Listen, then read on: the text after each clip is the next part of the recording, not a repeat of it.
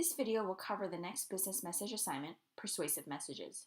So you see in week 3 learning module that there are two kinds of messages we'll be focused on, persuasive and bad news.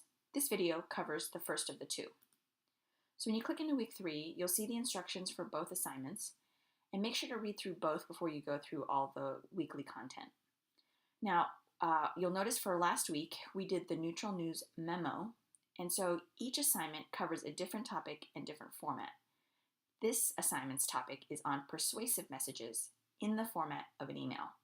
So if you go ahead and look at the instructions, you'll see that you are a sales rep for bespoke gift designs, and your task is to email Stuart Dent, who is a manager of a chain of gift stores, and convince Stuart via email to carry a particular product in their store or to buy the product as a gift for their employees. You can pick. Now make sure you go through the week 3 PowerPoint slides on persuasive messages in order to pick your product. Here I'm only going to highlight a few of the slides for the purpose of the assignment, but these are the products you can choose from. A paperweight that's also got little magnet men on it, a cup, a charging station, the squatty potty, a desk organizer, a clock that lets you write messages, and a portable hammock. Now, for the requirements, the big focus for the persuasive message is following the attention, interest, desire, and action structure. This is known as an inductive message. If you recall, last time when you did the neutral news memo, that was deductive, meaning you started with the main idea, then provided details. Whereas with persuasive messages, we are inductive. So you start with the details and information and then get to the main idea or action that you want them to take.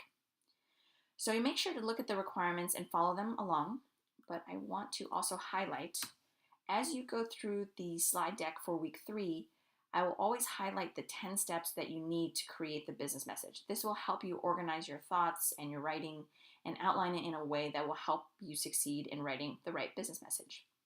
So pay attention to the steps as you go through the slides. So I'm going to focus on the organization piece, the AIDA, where A is the attention getter, and in the slide deck it covers a wide range of ways to get the reader's attention, whether it's a story or a what-if statement, a question, something that piques the interest of the reader so that they continue reading your message. I is where we introduce the product and highlight the main point of it so that when you get into the details or desire section, you've got all the information around the product that you'll need, including any evidence to support why this is a great product. Now, for the products that you're picking from, you can go on Google and look up what they do, or you can get creative and add your own descriptions, details, aspects that would make the product desirable. And last but not least is A for action. So you're going to ask the reader to do something, and it should be clear and easy with a time frame and something to motivate them to do it. Again, make sure to go through the requirements, and we're going to highlight also the format component of it, since we are working with a different format, which is the email format. And so you'll see here that there's a to in the email as well as a subject line.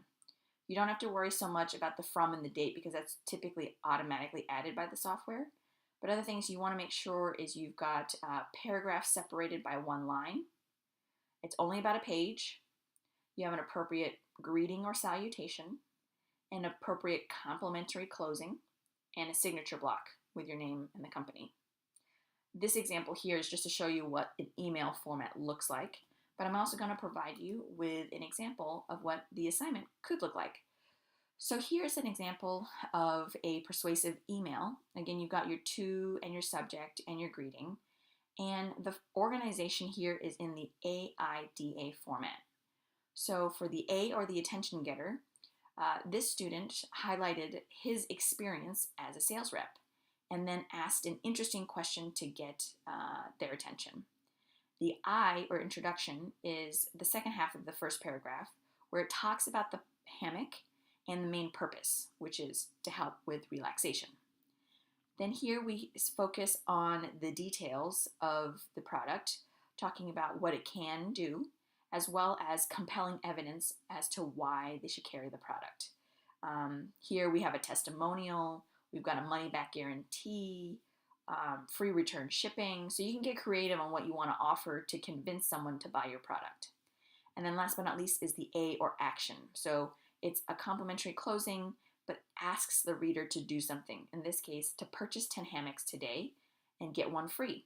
So please call the sales rep with any questions and to place an order. And again, you've got your closing greeting and the signature block as well. And again, make sure to provide a phone number, because if you're asking them to call you but don't give a phone number, it's not very helpful. So this is an example of one persuasive email. Yours may be different based on the product, based on the details you use, but it's important that you follow this format and the organization of AIDA.